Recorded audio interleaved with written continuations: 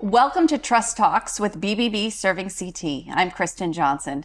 In business, Trust Talks and Better Business Bureau's mission is to enhance marketplace trust. In each one of our episodes, we hope to give you a better idea of what to look for, what to look out for, and what to expect so you can spend your money wisely and avoid being scammed.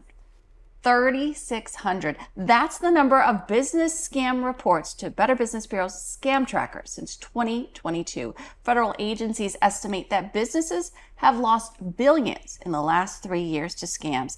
That's why BBB's International Investigations Unit has taken a deeper dive into the issue of business scams. And today we're going to share some of those findings, the red flags that you should be watching out for, whether you're a business owner or a consumer, and how to avoid these scams. We're going to get help by talking to a Connecticut business owner who was recently targeted by an imposter scam. Joining us for this discussion as well is Michelle Bourdeau. She's the director of our educational foundation. And Bob Wolff, he's the owner of Woodbury Tractor in Woodbury, Connecticut. Thank you both for being with us. Bob, you have quite a story to tell. But before we get into that, Michelle, many businesses don't think this will happen to them. But BBB's research tells us that businesses of all sizes are being targeted right now. Absolutely, that's correct. So 80% of companies have dealt with attempted fraud in 2024. From light nuisances like those incessant emails, those spam emails we receive, to complete disruption, like scammers holding data for ransom. So we're being inundated with these B2B scams. Can you give us a few examples of what businesses are seeing right now? Absolutely.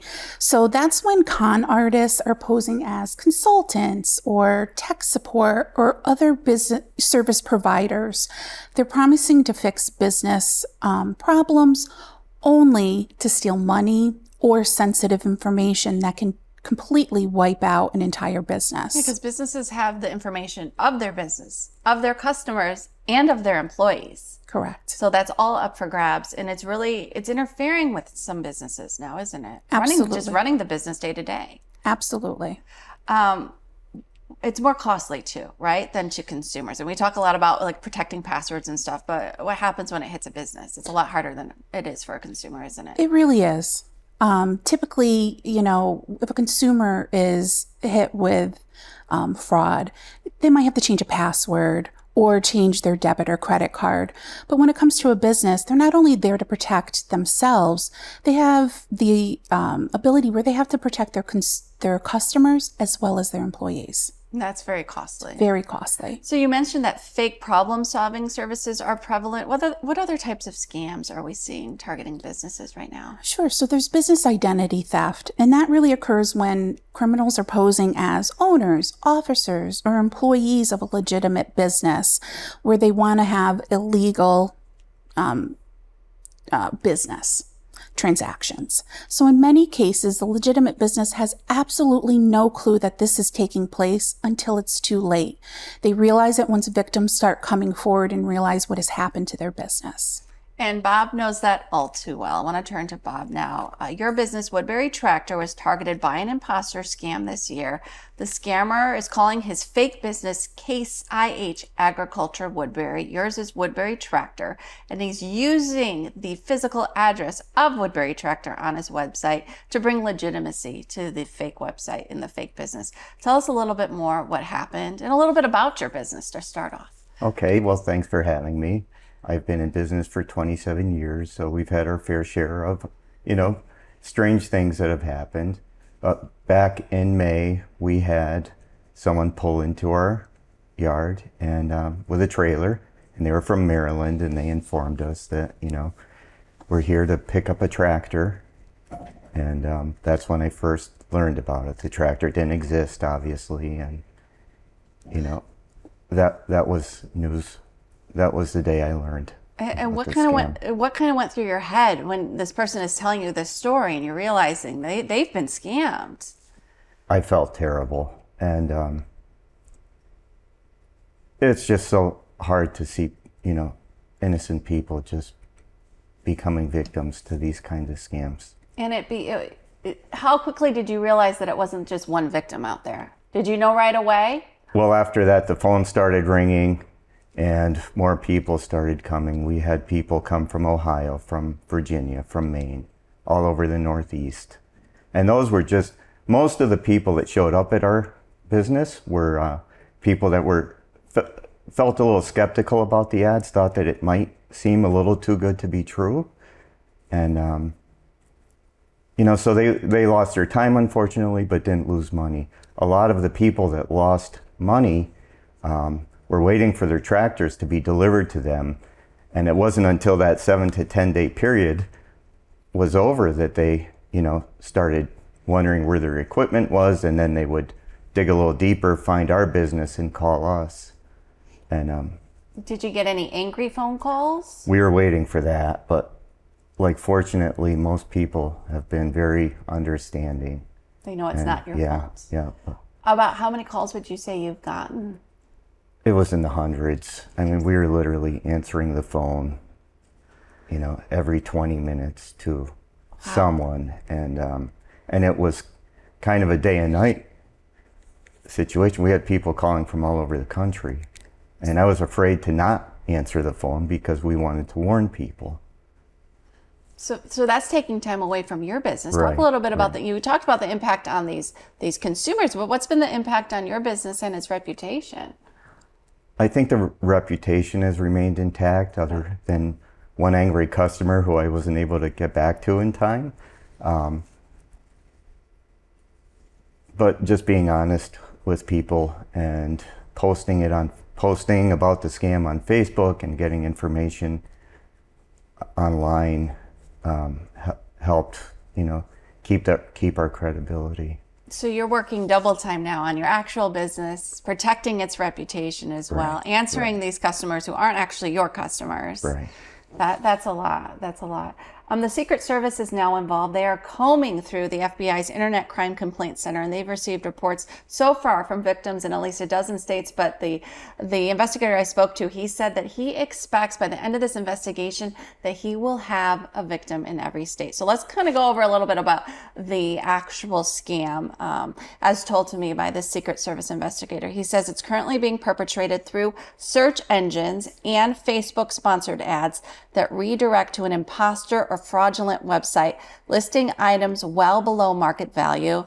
The victim interested in purchasing the items is contacted by the seller, who goes by the names Jay, Robert, or Christopher, but may use other aliases as well. The seller uses high-pressure sales tactics and may request the victim to quickly wire money after receiving what looks like a contract to sign through the Dropbox sign service. Now, the instructions on how to wire funds list an illegitimate LLC created with names in an attempt to lend credibility to the transactions. The supposed business is often located in a different state than the consumers targeted with these fraudulent advertisements.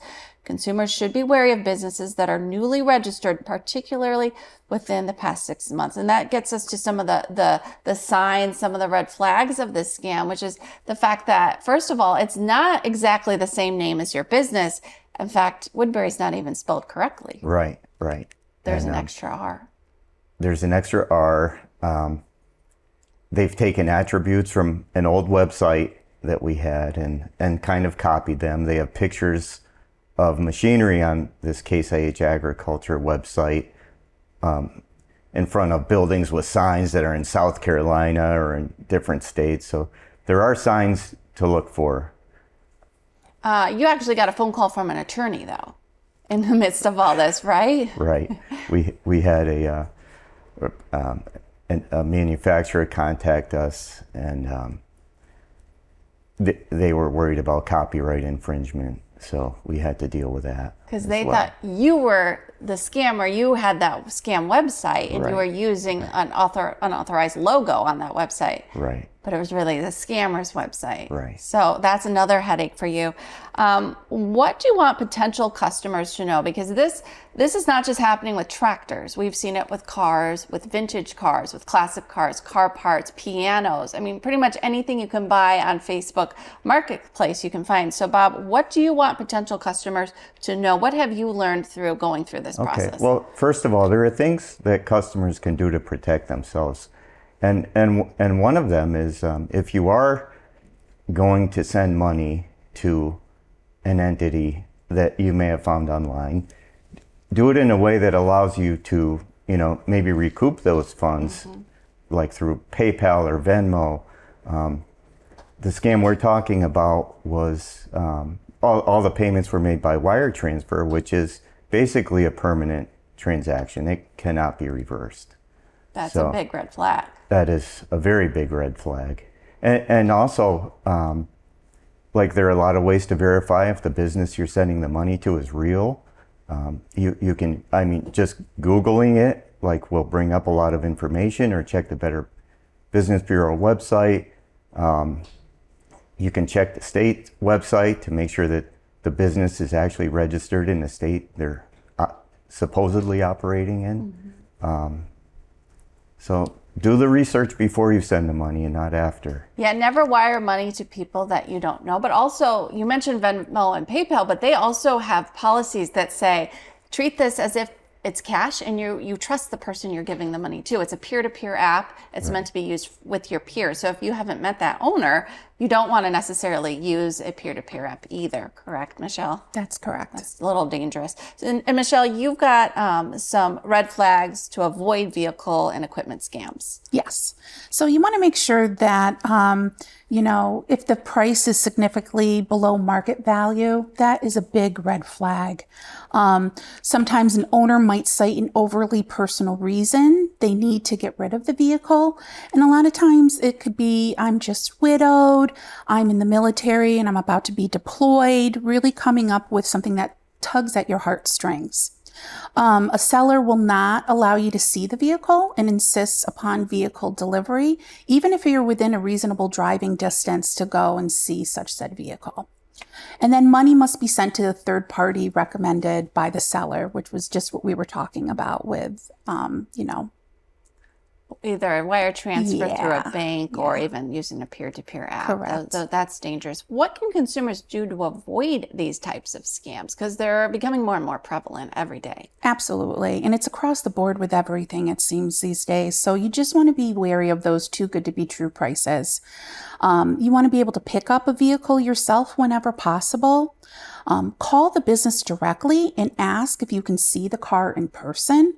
You want to resist those high pressure tactics, urging quick action. Remember, you're in the driving seat in this situation. You are the customer. You are the consumer. It should be on your timeline, whatever works for you, to make an informed decision. You want to use secondary sources to research businesses' legitimacy. And as Bob stated, in this case, that even wasn't enough. You need to take it a step further. You want to try matching a business address with a phone number from an ad versus online. You want to look at any misspellings or grammar issues. A lot of times our eyes overlook that, but you really want to look at it very intently to make sure that it's legitimate.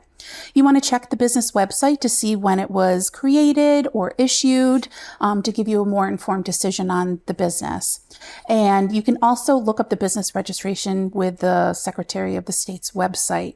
And all of this is to help make a more informed decision. Yeah, if you had done that, then you would see Woodbury Tractor is registered. Case IH Agriculture, Woodbury with 2 R's, is not registered in Connecticut. But most of us, when we're shopping online, we don't take that extra stuff. We don't think about that.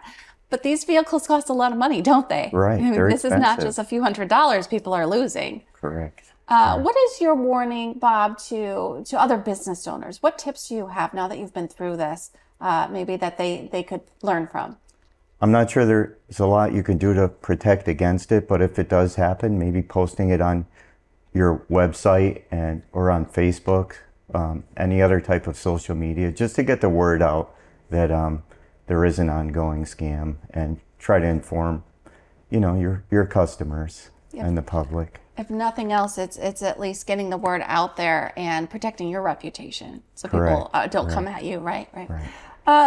Thank you for sharing. I'm glad that you were able to come and tell us what happened. Michelle, there's another big scam that business owners need to watch out for: data breaches. Yeah, so data breaches on average cost $4.9 million Per business. Correct. That could bring a business down. And it does. So 60% of small businesses that suffer a cyber attack are forced to close. So oftentimes, if businesses put a priority on internal adult cybersecurity measures. Hopefully those efforts can help them recognize and be prepared if and when their businesses are targeted. Do you have some tips that businesses should follow to prevent this from happening in the first place? Of course, I always have tips. So train your employees to recognize scams. You want to double check invoices and payment procedures before sending. Verify your vendor contact information. Establish payment procedures. You want to avoid wire transfers, prepaid debit cards, and gift cards whenever possible. You want to maintain those good records to compare against fraudsters' claims. And then don't trust caller ID or names associated with emails. Research unknown companies asking to do business. You want to install those firewalls and other security measures to help keep you protected. And you want to obtain verification on social media profiles. Well, everyday businesses juggle dozens of tasks, and it's easy to miss some of these red flags, but it's important to educate yourself and your employees, because that's really the best way to stop scammers, is to not allow ourselves to be a target in the first place, and that comes through education. And Michelle, Better Business Bureau serving Connecticut has a new in-person learning hub where business owners can actually educate themselves on topics just like this one. Tell us about Ignite Sparked by BBB. Absolutely. So Ignite Sparked by BBB is a place for the business community to come together with the hopes of business growth and development in many different ways. From the education perspective, we have the ability in our beautiful facility to operate educational programs to the business community on varying topics, from topics like this to help protect and safeguard their businesses, to also different tidbits of information and education to help their businesses grow and expand. We've had the pleasure of hosting a number of these educational opportunities recently, from how to podcast, using social media for your business to help it grow and expand, and why is that important, accessing government contracts, looking at your business credit score, as well as accessing capital, health and wellness programs to keep your business successful and your employees healthy. We run the gamut. We want to be an incubator for business development and growth, and do this through our educational efforts to the business community. Is this just for BBB accredited businesses or all businesses? It is for all businesses. We want to see everybody be successful and do the best that they can. So all are welcome to participate and be a part of Ignite Sparked by BBB. So I know that you have some monthly programming where people can come in and learn, but you also have opportunities for people to use this space on a daily basis. Can you talk about the different spaces that we have, and actually where it's at too? Absolutely. So we are located in Cromwell, Connecticut, 29 Berlin Road, and it is a 5,000 square foot facility that we have recently updated in our office to provide hot desking co-working space for businesses who may not have a location to touch down and do business, as well as a barrage of different meeting rooms to fit the needs of different businesses. We have a formal boardroom. We have a creative cove for businesses to do mini meetings with their staff to be creative and come up with business strategies and plans. We have a training facility room for businesses to have in-house employee training, or even outsource for whatever their business may be for the general public and community. So it really is a hub for businesses to be able to develop, grow, conduct business, and be successful. So, this kind of was born out of the fact that during the pandemic, a lot of offices closed, right? Yeah. And there was no place to go, no place to meet. Some people maybe drive up to the local coffee shop and, plug in for a couple hours, but now they can come use this space as well. And they can bring their staff together again without having to buy a building or rent office space, that sort of thing. That is correct. Yes. And you mentioned training rooms. So we're doing training, but businesses can also come in and do their own training. Absolutely. And you're usually, as far as I know, you're often looking for businesses to come in and maybe lead some of these Spark programs. You want to talk a little bit about what Spark is? Sure. So our Spark Educational Series is where we bring in professionals in different industries to come and share with business professionals ways that they can look out for their business in different ways. So if anybody is ever interested in being a presenter on different topics and different things, I'm the person to reach out to. So we're going to be putting both the Ignite website up and your email address up so people know how to find out about what our next educational event is, and if they want to be a speaker, how they can get in touch with you as well. So they'll do that. That's great. That's great. Wonderful. Well, thank you for sharing about that. Hopefully that people, business owners across Connecticut will take advantage of this new opportunity. We want to give the address one more time? Absolutely. It's 29 Berlin Road, Cromwell, Connecticut. Thank you. And back to the issue at hand with the scams targeting businesses, we want to let people know that if you have been a victim of this tractor scam, federal investigators are asking that you report it in detail to the FBI's Internet Crime Complaint Center. That website is IC3.gov, ic3.gov. And of course, you can always report any scam, regardless of whether you've lost money, to BBB Scam Tracker. And that website is bbb.org/scam tracker. It's actually through those reports that we learned about the Case IH Agriculture Woodbury scam. We were able to then furnish those to the FBI Crime Complaint Center, and those investigators who are looking into it kind of work together to try to hopefully get a hold of the people behind this scam.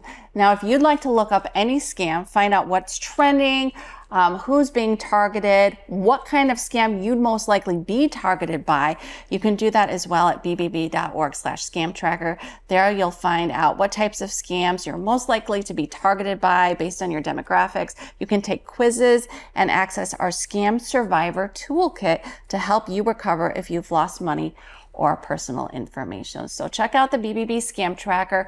We can only help as much as the information that we know. So if you share that information with us, then we can get that out to consumers all over Connecticut and all over the country, and hopefully stop these scammers in their tracks. I think the best way to do that is by educating ourselves, and that's how we're going to get ahead of this and stop these scammers. Again, thank you both for being with us today. I think it's been educational both to consumers and to businesses, and I think that's so important. So Bob, again, thank you for sharing your story. Thanks for having me. And Michelle, thank you for all the great tips. Thank you so much. We look forward to having you back on in the near future. And thank you for joining us today for Trust Talks. We'll see you next time.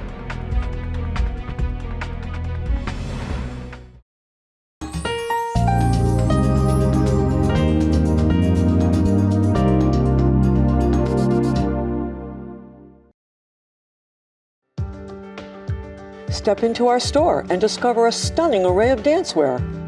Introducing Dancingly Yours, your one-stop shop for all things dance and delight for ages 2 to 92. From tiny tutus to energetic tap shoes, our store is a treasure trove of dance essentials. At Dancingly Yours, we offer an extensive collection of dancewear and accessories that cater to all styles and levels. We carry top brands and the latest fashion trends. From ballet to hip-hop, lyrical to jazz, ballroom to liturgical, as well as gymnastics, you'll find the best selection right here at Dancingly Yours. But we're not just a store. We're a community that celebrates the joy of dance. Our expert team is passionate about dance, just like you. So we're here to assist you in finding the perfect fit. And the best part, Dancingly Yours offers competitive pricing in-store and online. Dancingly Yours, easy to get to, and worth the trip from anywhere, right on Route 10 in Plainville.